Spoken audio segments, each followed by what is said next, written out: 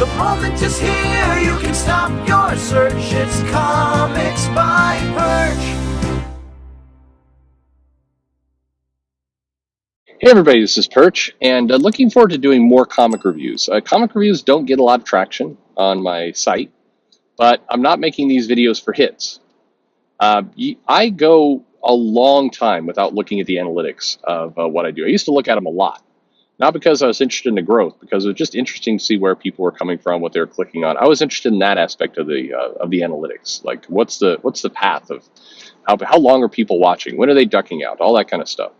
I think I do well with my videos. I have, like, what is it? More than 70% make it to the end, according to the analytics, which is pretty good, I think. Considering how I ramble, I think it's great. I always love the people who come in here.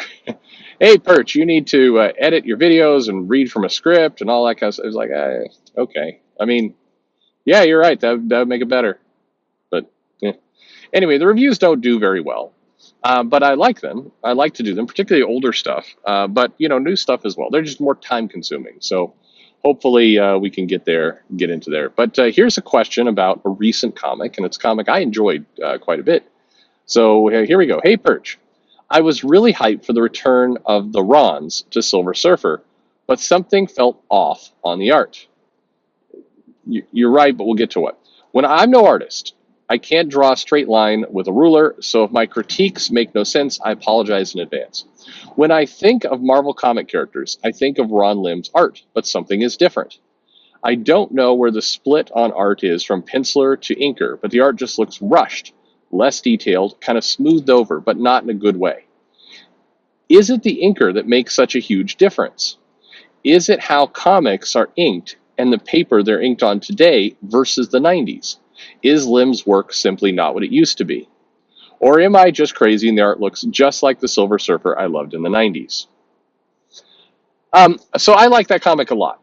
And I think it's a good read. I think if you're one of those people who says, comics in the late 80s, 90s are great, I miss that era of characters and everything else, I was pretty amazed at how easy Ron Mars made it look in that comic, that it's like you were continuing his run, because he was on Silver Surfer with Ron Lim way back in the day. And it was great. The part that was wonderful to see in that book is that, it's a clear indication, yes, storytelling like that, comics that just have good action, good adventure, some good cosmic stuff, it works. I mean, it's still popular today. Doesn't feel aged. It did not feel like I was reading some, old, comic from another era that, it felt natural. It felt good. It was a great book. I highly recommend getting that book. If that's the era you like, grab it. I know there were some people like, well, but I don't like Ron Mars because of Twitter. Again, I did the interview. Hopefully you listen to it. I know some people said I refuse to listen to it because I don't like Mars on Twitter. But you get to learn from people. You get, especially the interviews. You're not giving him any money. Sadly, I don't think you're giving him any money really when you buy the Marvel comic either. But if it's successful, obviously they give him more work. But it's good to listen to these people. I do find it strange that people want to learn and listen and hear more about the 80s, 90s. But, if the creator is on Twitter slugging it out, I think I mentioned to Ron in that interview, and I've done other times, I don't understand why he goes and brawls. I think it's a waste of time. But, again, it's on him. Wish he wouldn't do it. Definitely it has a negative effect at times because of the response it gets. And I'm sure there's people who've ducked out because of it. So I wish he wouldn't do it, just again, as a waste of time. But I can't deny the comic is good, really good, and I enjoyed it a lot. So you asked about the art, though. So sorry for the deviation there. So I'll talk about the other Ron. So in terms of the other Ron, I think you're seeing three things go on. First of all, the inker absolutely has that much of an impact on the comic. Absolutely, the inker made the pages look sharper, crisper. They brought a certain dynamic to the printed comic that the penciler and inker in one rarely brings. And in order to bring it, the inker, frankly, or the penciler, the person who's doing both jobs, needs a lot more time. The money isn't in there for that. As you saw from Eric Larson's advice, just spend 3 hours inking a page and then stop, and wherever it's at, it's at. That's the mentality. And so no, you're not going to get as good quality work with the penciler and inker doing it all together. It's not cost effective for them to do it. It's rushed. A lot of artists, don't enjoy going over the same page multiple times, especially if they're doing monthly, kind of month in, month out books. And it doesn't work. So the inker is a massive difference. And I've talked about this on the channel before, but it absolutely is a huge, huge difference. The second thing that's going on is digital. Now I'm not certain, but I suspect that Ron Lim is drawing those pages digitally. I may be wrong, but there's certain things you can pick up in how the pages kind of come across, where especially artists who had a long career of doing penciled work on paper, it doesn't look quite the same when they move to digital. Their style shifts slightly. And it, in my view, it loses a little bit. It loses some of its, I'm not sure the right word, but it loses some of its crispness. It loses some of its, it just looks a little bit more soft, I guess. The art looks a little it doesn't look as crisp and sharp. And so when you're combining those two elements, you've gotten rid of the inker and you're doing it all digital.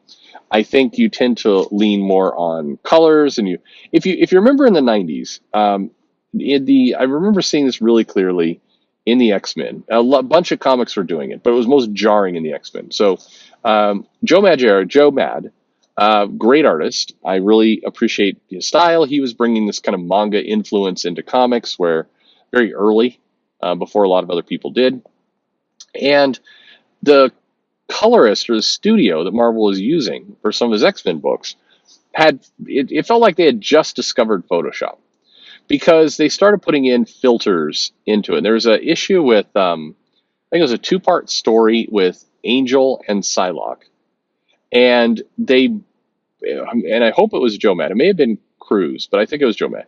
They butchered the art through color, being too fancy with the coloring of it, with lens flare and Photoshop filters. And I was using Photoshop a lot back then, so I'm like, oh, I know exactly what gradient tool, what filter they're using on this panel, and it looked terrible to me. It looked like it cheapened the artwork, and it definitely detracted from what Joe was able to bring to the table. And I think it's not quite, it's not even close to that bad now, but there is some of that element where, okay, now if you're doing it digitally, you've gotten rid of the inker. So now the art's, a little bit more rushed. It's a little bit softer, doesn't look as crisp. And you're bringing in full digital coloring, which has been around for a long time, into this mix. I think that the cumulative effect is that the pages look just a little bit off.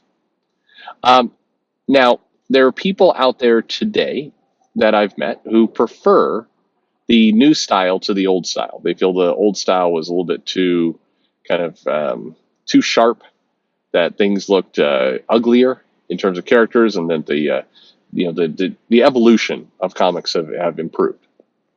But if you grew up with a lot of comics, particularly in those eras, 70s, 80s, 90s, I think that you struggle a lot with this new style. I think that it doesn't look good, and I think it just isn't. It doesn't work, and I think that's what you're seeing, and that's what you're noticing. I still was a fan of the issue. I thought Ron Lim looked great, but I, like you, I looked at it and I'm like, the only drawback, the only negative I would have here are these tiny little elements that kind of add up a little bit to make the art look just a little bit less special. I guess that's Ron Lim has, to me, is one of the unsung heroes of Marvel. He's drawn tons and tons of characters. I think his stamp on what comics look like and what this universe kind of is undeniable. I think he's done an incredible job over the years, and he is A lot of people will talk about the other classics, Kirby and Byrne and Simonson and, Art Adams and Jim Lee and Mark Silvestri and Todd McFarlane and all this long list of, Bashima, John Romita Jr. You can go on and on. And there's, obviously a great stable of artists. Those are all great artists. But Ron Lim, I think, deserves to be up there with those guys because he's a legend in what he's able to put out. And I do wish that, particularly for some of these talents, especially as I hear more and more about the publishers wanting to go into, we're going to sell prestige graphic novels and we're going to sell them for more, but make them a real high quality book. It's like, hey, is part of that high quality book plan that you're going to hire an inker? And if the classic creator wants to work, in a non-digital way, you'll let them. I do believe, and by the way, just again, to be clear, I'm not positive that Lim did those pages digitally. It looks like it from kind of some of his recent work. He's been the artist on a bunch of the 5-minute Marvel stories that Disney has published that you can find in like Walmart and Target and places like that. You open them up, it's Ron Lim's art in there, but it has a similar style. The one thing I don't believe is happening here is I don't think this is, he's getting older and he's slipping. I don't think that's what's going on as well. I think it's these other pieces around it. Anyway, glad you liked the comic. I liked it too. I hope if you haven't gone to pick it up, sold you on a little bit. It's a good book, definitely worth a read, and features some characters you haven't seen for a while. Based on the cliffhanger at the end of the issue, looks like we're getting for a very classic Silver Surfer kind of, matchup and battle, which would be great. Even though I'm not going to spoil it for you, the character that shows up in the end has been, overused a lot in the last 5-10 years.